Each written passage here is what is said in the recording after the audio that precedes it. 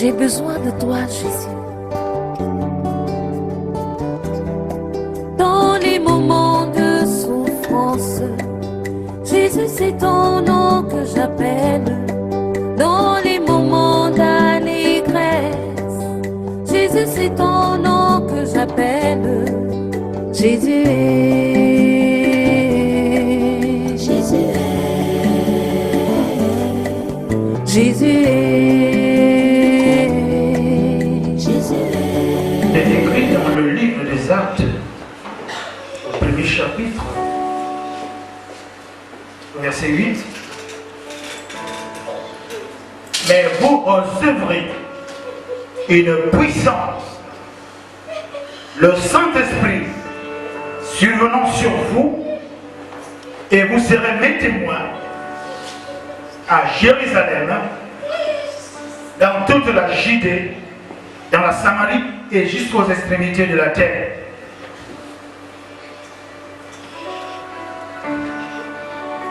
Le jour de la Pentecôte, au chapitre 2 du livre des Actes, ils étaient tous ensemble dans le même lieu.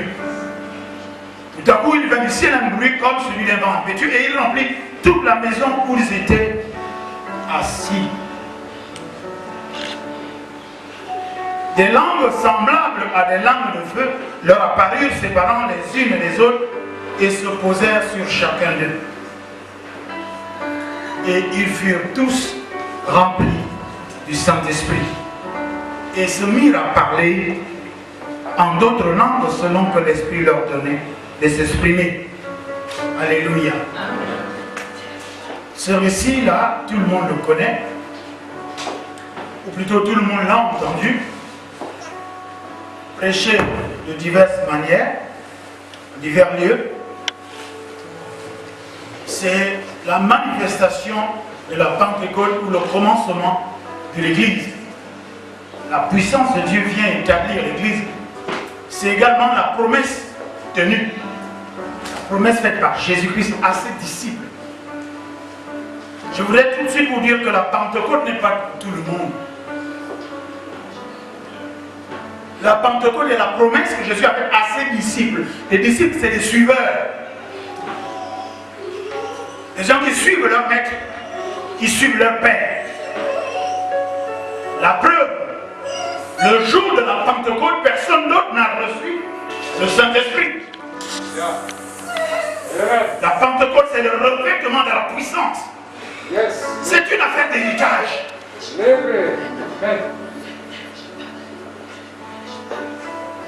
C'est une affaire de suite. Une promesse faite à un héritier. Tu vas continuer la mission que moi Jésus j'ai commencé sur la terre. Je suis au ciel, je t'envoie la puissance, le revêtement pour pouvoir parachever ce que moi Jésus j'ai commencé. Alléluia. Il en est de même pour tous les ministères. Amen. Y a-t-il dans cette assemblée un héritier ou une héritière qui va hériter du don d'APM, qui va hériter de l'option du miracle? Vous avez remarqué que je retiens maintenant, je ne donne plus n'importe qui. C'est rare que je prie pour quelqu'un. Parce que je suis un apôtre, désormais, c'est pour les disciples, pour les suiveurs. Parce qu'assurément, il y a des gens qui viennent à l'église pour se servir de Dieu, pour se servir du pasteur, pour se servir de l'apôtre, de l'évêque, du prophète, et que sais-je encore. Mais ils ne viennent pas pour servir Dieu. Du coup, lorsqu'ils sont bénis, ils s'en vont, donnant maintenant, bombant le torse, ils deviennent arrogants, insolents, ils ne sont pas reconnaissants. On va parler de ces choses. Mais qu'est-ce que gagne Jésus? Qu'est-ce que gagne l'Église? Ils n'ont même pas le temps de témoigner. Vous n'aurez pas de revêtement de puissance. Le revêtement de puissance, c'est pour témoigner de la parole de Dieu, pour témoigner des œuvres de Dieu, pour témoigner de ton église, de ton pasteur, ce qu'il fait dans ta vie, et que par la grâce de Dieu, il peut continuer à faire. Dis Amen et bien. Amen. Yes. Parce que les gens croient aujourd'hui qu'ils se venaient donner à l'église, c'est la Pentecôte, on va prier, et puis voilà, on va vous imposer les mains. Non, non, non, non, c'est fini cette époque-là. Nous voulions montrer aux gens que nous avions Dieu. Qu'est-ce que ça nous a donné? Nous n'avons pas besoin de prouver que Dieu est avec nous. Les œuvres parlent d'elles-mêmes, n'est-ce pas, non? Maintenant, nous voulons des gens qui servent Dieu, pas qui se servent de Dieu. Nous voulons des gens qui viennent servir auprès de leur pasteur, pas qui se servent du pasteur. Et elle va jeûner, elle va prier. Tu es béni et puis tu pars. Comme c'est dit l'hébreu, il y a heureusement quand même un seul qui revient. Amen. Mais ce seul qui revient ne donne même pas l'offrande qu'il faut. Parce que, regardez, bien aimé, Jésus dit à ce lépreux qui revient, le seul samaritain, il lui va donner l'offrande que Moïse a prescrite. Ce n'est pas Dieu qui prescrit l'offrande de l'action de grâce, c'est Moïse. Donc le pasteur, quand je prie pour toi, quand tu as une situation compliquée, c'est moi qui fixe l'offrande. C'est moi qui fixe la qualité de l'offrande, la quantité, la valeur de l'offrande. Parce que tu ne la fais pas, tu reviendras. Parce qu'assurément, ce que j'ai fait, je peux le défaire. Yes. Quand Jésus a dit faites des miracles, ce n'est plus Jésus qui fait, c'est nous. Il dit allez guérissez les malades, c'est nous qui guérissons. Ce qu'on enlève, on peut le mettre. Yes. Alors il faut que l'église arrive à maturité. Qui va hériter à comment? Y a-t-il un fils ici? Y a-t-il une fille ici? Je ne vous parle pas du Saint-Esprit, je vais vous parler de ceux qui arrivent avant la Pentecôte. Pour qui la Pentecôte est la conséquence du travail que Jésus a fait avec ses disciples. C'était une promesse, ce sont des héritiers de la paix. Qui est l'héritier du ministère colonne de feu et de nuit? Je ne parle pas des fils spirituels, je ne parle pas des filles spirituelles, je parle des fils et des filles, je parle de ceux qui ont l'esprit du Père. On va voir dans la Bible. L'esprit du ministère, ce n'est pas le Saint-Esprit, non!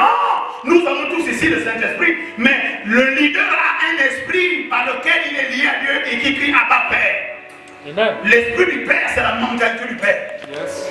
La façon de parler du Père. Même la façon de péter les câbles.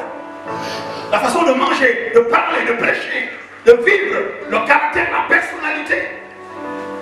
Parce que quand il se tiendra sur cette estrade, n'est-ce pas, un fils ou une fille d'appel, oui, elle prêche comme son père. Elle parle comme son père. C'est ce qu'on appelle l'esprit du Père. Ce n'est pas le Saint-Esprit, non. On va voir avec la Bible. Pour arriver à la Pentecôte, on va prendre dans l'Ancien Testament, on va ébaucher aussi un personnage dans la Nouvelle Alliance. Et si Dieu fait grâce, peut-être prochainement on parlera de comment ils sont arrivés là. La Pentecôte n'est pas pour tout le monde. Sauf ceux qui veulent devenir des suiveurs des disciples. Le revêtement de puissance n'est pas pour tout le monde. Sauf ceux qui ont l'esprit du Père. Ils avaient l'esprit de Jésus. Et le Saint-Esprit est venu ajouter la puissance maintenant. Si tu ne te comportes pas dans cette église, tu n'as pas l'esprit de l'apôtre Paul, mais si l'ange éternel qui se tient devant la face de Dieu. Tu ne sais même pas ce que ça veut dire. Beaucoup ici ne savent même pas pourquoi ce nom-là. Qu'est-ce que signifie ce nom? J'aimerais vous dire joyeuse fête de Pentecôte. Mais ce sera une fête en plus comme toutes les autres fêtes. Qui dans ce ministère, dans cette église va se lever et dire moi je vais hériter de l'onction? Il y en a, hein? Mais je ne déplore plus ça pour qui? Votre pasteur, c'est ma fille spirituelle. Mais tous les jours, je ne fais que lui harceler que c'est bien, tu as le Saint-Esprit, tu as l'application, tu as tout ça, mais il faut avoir mon esprit. Mon esprit de sacrifice, d'abnégation, d'amour. Suis-moi dans tout ce que je fais. Si tu réfléchis, c'est que tu n'as pas l'esprit du Père. On va voir dans la Bible. Les gens qui héritent de la puissance du ministère, ils ont l'esprit de leur leader. L'esprit du Père, l'esprit du Maître. Parce que depuis qu'on vous dit d'évangéliser, d'amener des gens à l'église, vous venez toujours seul. Vous n'avez pas l'esprit de cette église. Parce que ce ministère commence, c'est dehors, ça commence par ministère d'évangélisation, le souci des âmes.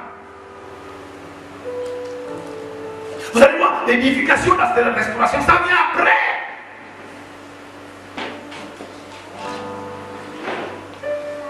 Je vais vous parler des choses avant la Pentecôte, avant le revêtement. Bonjour. Que la paix soit avec vous. Bienvenue ce matin. Partout, il est célébré et commémoré la Pentecôte. Les gens se contentent de lire seulement les versets. et pensez, après on va prier pour eux, même si j'appelle le Saint-Esprit sur vous. Ok? Vous l'avez déjà, même si vous avez la de tout le reste. Mais pour faire quoi? Puisqu'il est là pour le témoignage, pour le ministère. Mais on vous appelle au ministère, vous ne voulez pas. Donc vous ne pouvez pas avoir la plénitude. Il vous recevrez une puissance et vous serez mes témoins. Vous recevez une puissance pour être les témoins de votre ministère, de votre église, de votre pasteur, du témoignage de ce que Dieu fait dans la vie de votre pasteur, dans votre vie. Alléluia. Alléluia. Je vais vous parler des prémices de ce qui vient avant la Pentecôte. L'Esprit du Père, l'Esprit du ministère. Parce que le Père est qui je suis, je cherche Thomas. C'est avec lui que je discute de ça. C'est le seul à dire, avec amour aussi, mais tu as des fils, tu as des fils. Je vais vous expliquer ce que ça veut dire ce matin. C'est pourquoi j'ai dit non, non, non. Vous êtes des fils spirituels, mais je voudrais que vous ayez l'Esprit du Père. Vous avez tous le Saint-Esprit, mais vous n'avez pas l'Esprit du ministère.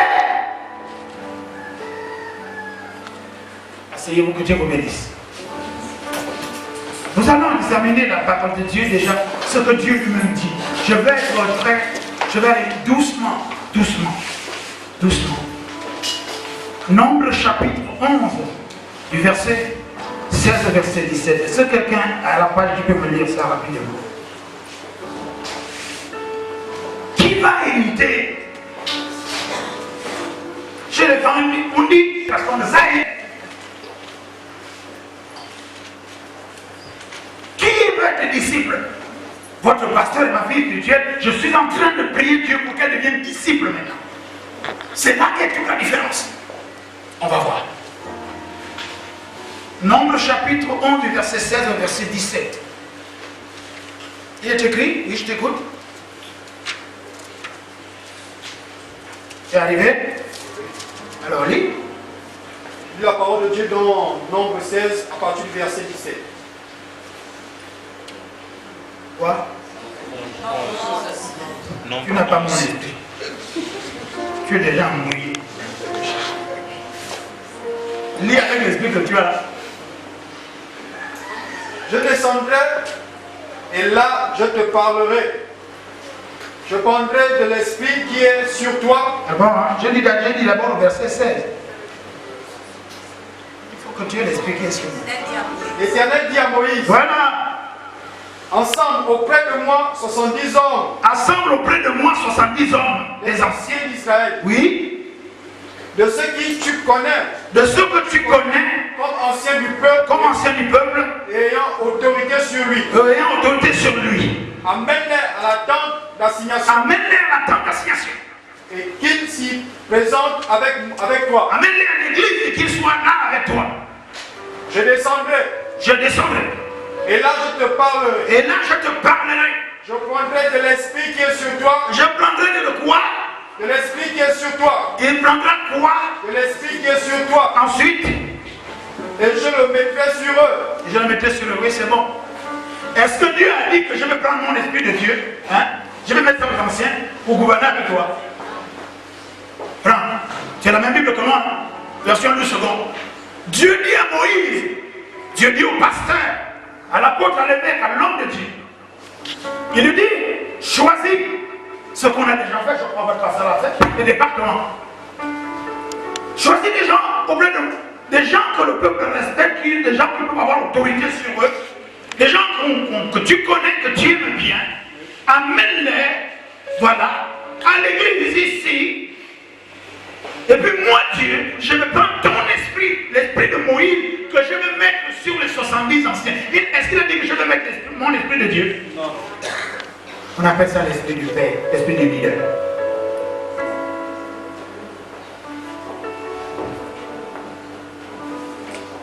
La difficulté dans l'église, c'est quoi? Si vous voyez quelqu'un à qui on donne l'onction, à qui s'en va, il n'a pas l'esprit du Père. Ce n'est pas un héritier, ça. Le ministère se gère avec l'esprit du Père. Moïse, prends les gens que tu connais, que tu aimes. Viens, on va leur donner ton esprit à toi. Berger Saint-Élia, prends les gens dans l'église l'église que tu connais et tu sais que le peuple aime et respecte ces gens-là, viens, amène-les ici à l'église. Moi, Dieu qui représente Dieu en tant que petit dé, je vais prier pour mettre ton esprit sur eux pour que vous puissiez. On ne peut gérer ensemble que comme si on a un même esprit. Yeah. Amen. Vous êtes fils de ce ministère. Vous devez être digne comme moi. Vous êtes fils de ce ministère, héritier de ce ministère. Vous devez avoir un caractère teigneux, dur comme moi. Les gens croient, ils n'examinent pas Jésus de près. Ils disent Jésus était l'agneau de Dieu. Oui, pour les prédications, les messages, mais tout ce qui poussait au royaume de Dieu, Jésus était un sanguin, un nerveux. Yes. Amen. Quand il trouve les gens dans le temple en train de faire n'importe quoi, il les fouette, n'est-ce pas, non? Yes. Ça, c'est Jésus, non? Amen. Les pharisiens, tous ceux qui font n'importe quoi, il leur dit, race de vipères, hypocrite, qui vous a appris à fuir la colère à venir? C'est pas méchant, ça. C'est pas la nervosité, ça. C'est un colérique. À ces disciples, il dit, même donc vous aussi, vous êtes sans intelligence, combien de temps est-ce que je vous ai? Je vais encore vous supporter. Ça, c'est bon tempérament. Il était gentil pour autre chose, je suis gentil pour autre chose. Mais faites-le dire avec les gants, je vous mets à votre place, si vous ne voulez pas partir, quelqu'un d'autre viendra. Il est temps que les disciples, il est temps que vous leviez, vous devenez des suiveurs. Comment tu vas éviter si tu n'as pas la mentalité? Dans l'Ancien Testament, regardez les Moïse, les David, regardez dans nos familles même, regardez des gens comme David, regardez des gens comme Salomon qui ont travaillé dans toute leur vie, ils ont amassé des fortunes, ils ont construit des royaumes. Mais qu'est-ce qui a été? Regardez un homme comme Roboam, dès la première décision à la mort de son père, il a détruit tout un royaume. Il n'avait pas l'esprit de son père. On ne donne pas l'héritage qui puisse être spirituel à quelqu'un qui n'a pas ton esprit. Vous avez remarqué, je suis maintenant distant. C'est difficile de me voir. C'est difficile de prier pour vous. Non. J'ai déjà donné tout à votre pasteur. Si ce n'est que ça, puisqu'elle est là vraiment le cœur d'une bergère. Vraiment, c'est le cœur d'une bergère. Quelqu'un qui vient me dire, oh, ma vie ne va pas bien. Moi, je n'arrive pas à me marier. Mon dernier copain m'a quitté il y a 3 mois. Je ne sais même pas ce que je lui ai fait. Tu sors de mon bureau.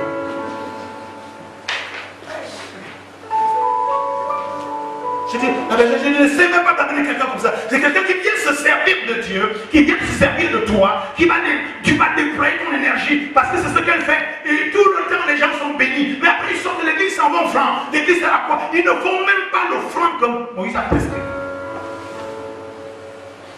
J'étais en train de suivre une grande personnalité. Et c'est de qui je parle. Je suis chez. On arrive au dernier rang. Je dis, je vais te faire le bain de plomb après. Tu vas te nommer conseiller. Je donne le délai. Si 1 mois et demi passe pour que tu sois nommé conseiller. Et parle pour que je dise à la primature, sinon, traite-moi de rigolo. Mais quand je lui ai dit, mon cher ami, je sais que tu ne viendras pas. Voici l'offrande. Tu me déposes l'offrande. Je prie pour toi. En 1 mois et demi, on te nomme conseiller à la primature. Si ça ne marche pas, tu viens chercher ton offrande. Il a fui. Tu ne donnes pas l'offrande, je ne prie pas pour toi. La Bible, vous savez, c'est l'offrande, on va lire ça tout à l'heure dans Marc 1, 44, je crois. Quelqu'un peut me lire ça rapidement si c'est ça, si je me trompe pas. Marc 1, 44.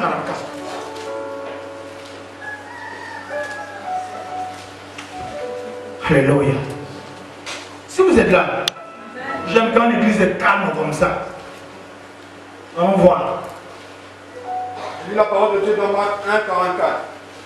Et lui dit, garde-toi de rien dire à personne, mais va te montrer au sacrificateur. Oui.